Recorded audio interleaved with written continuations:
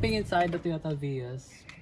But first, let me start the car because it's so hot in the Philippines right now.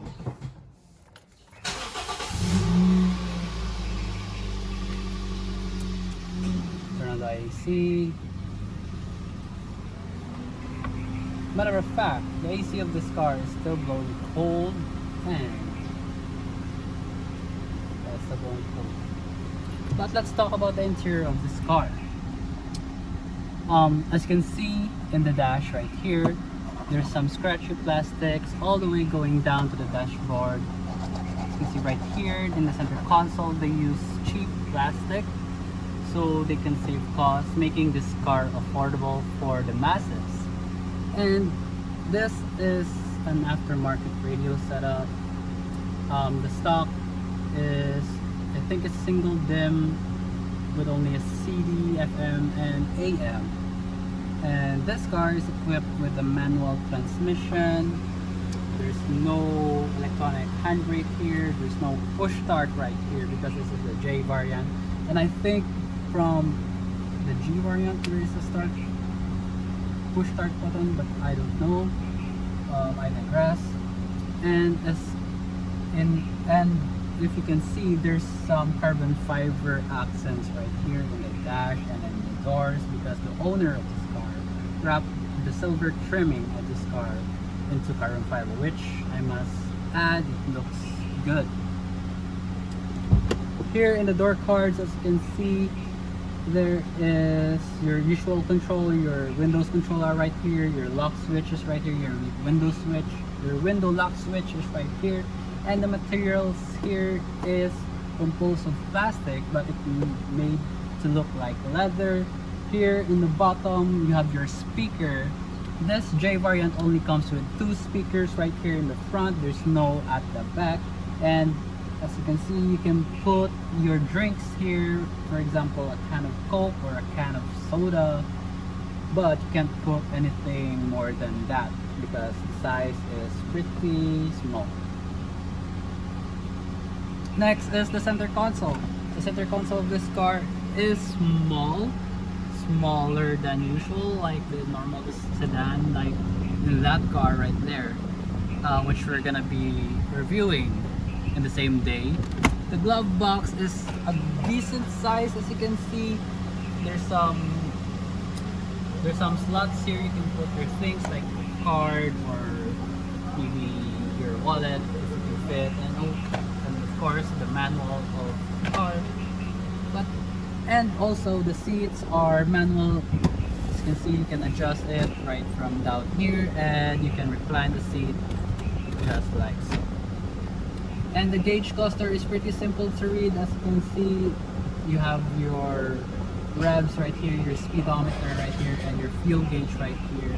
And that's about it in the front of the car. How about let's go back in the car? Let's go back to the car and let's see what is the space there in the back.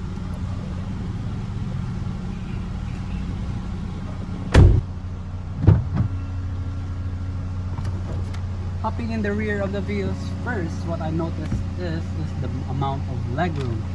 I'm 5'9" and this is the amount of legroom I have, and the headroom is, well, it's pretty decent for a mid-size sedan.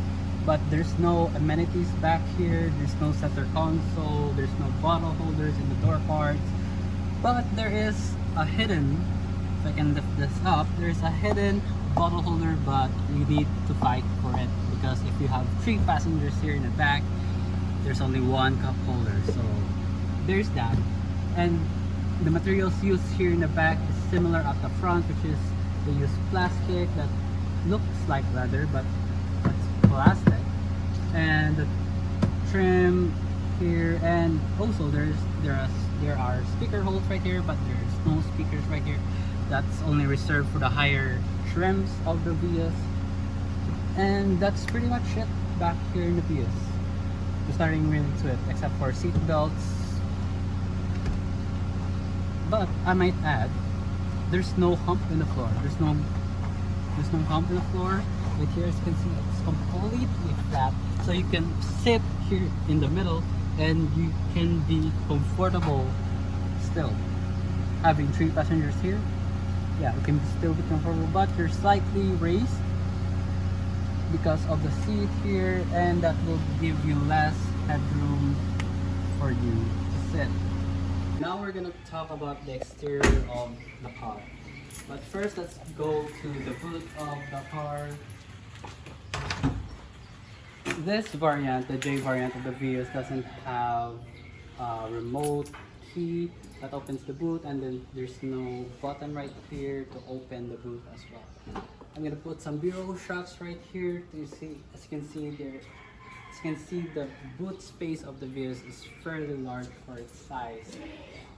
Actually, I think this is the second largest boot compared to the Honda City.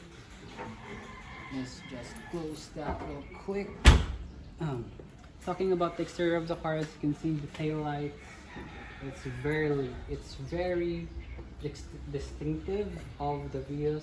This shape actually, and the parking sensors doesn't come stock, as well as the backup camera. This is all aftermarket, so if you're going to buy a Vios, don't expect to have a parking sensor or the backup camera.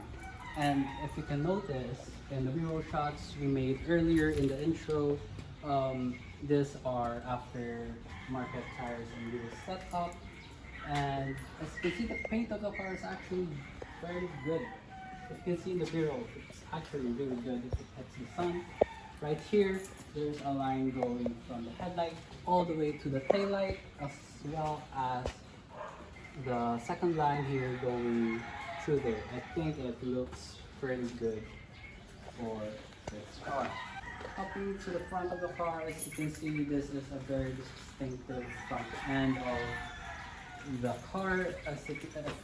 If you know, I think the Philippines most sold car here when this is released is actually this, the 2014 Vios, I think. Don't quote me on that.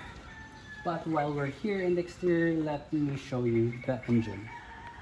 Talking about the heart of this car, which is a 1.3 liter VVTi dual head overcam, and this engine produces a staggering 89 horsepower and 123 newton-meters of torque, which is not a lot, but for daily driving it's a lot, and it's a manual, so you can have fun with it.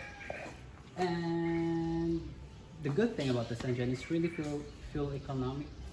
It's really makinig. That's what I'm trying to say. It's really makinig, this engine. And I think that's about it about the exterior of the Vios. How about let's try to drive it.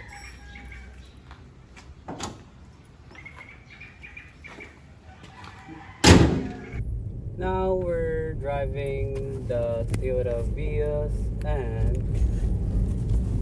as you can see, it's pretty quiet here when you're cruising around 30 kilometers an hour. There's some road noise and some creaks and the dash, but what I can say about the handling of this car, it's pretty good.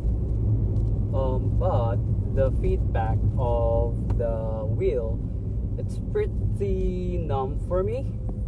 As you can see, we're going on a roundabout right here, and there's no communication with the wheel because, like I said, it's electronic.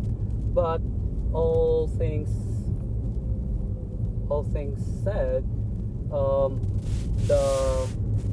the ride of this car is pretty comfortable for economy car, and like I said, it's for a used Vios. You can get one of these for 200,000 Philippine pesos.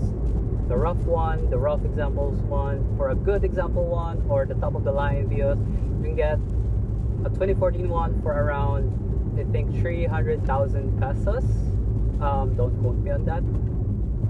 But I last checked in the Facebook Marketplace, that is usually the price. I'm gonna go in a speed bump right here. It's pretty comfortable. And we're gonna test out the acceleration in a moment.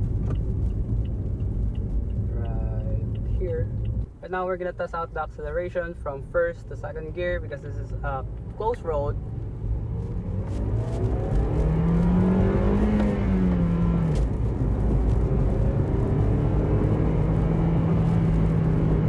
It's pretty good. I think the acceleration is pretty good, but from what you can hear, there's a lot of engine noise coming in to the cabin, which I like, but for the most people that drive this car, I think they won't appreciate the loud engine when it revs up. For example, if you're going uphill, there's a dog.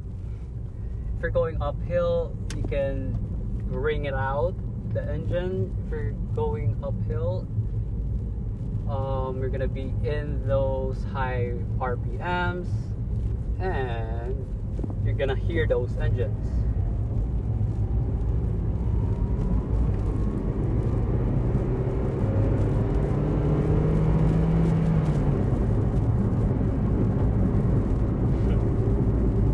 The manual transmission, it's notchy.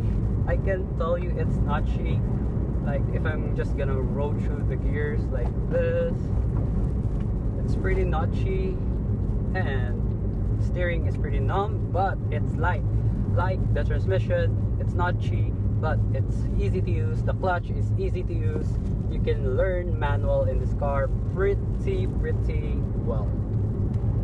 For the MVH of this car, it's like I said earlier, if you're going 30 kilometers an hour, you can't really hear a thing. But if you're cruising around 40 to 50 or 60 miles an hour, of course you can hear a lot of things, the road noise. Of course, this is an aftermarket wheels and tire setup, but you can pretty clearly hear the noise and the wind noise around 50 kilometers an hour. It's pretty noticeable in here.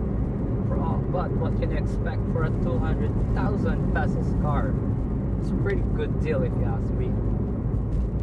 There's a corner right here. I'm gonna downshift. Just gonna accelerate a little bit. Get into this corner. Let's say it handles pretty well. So in conclusion, if you're looking for an affordable car that won't break the bank, like I said, don't look no further than the used Toyota Vios 1.3J, the 2014 model. Like I said in the drive, this is currently worth in the market for around 200,000 Philippine pesos, going to 300,000 Philippine pesos.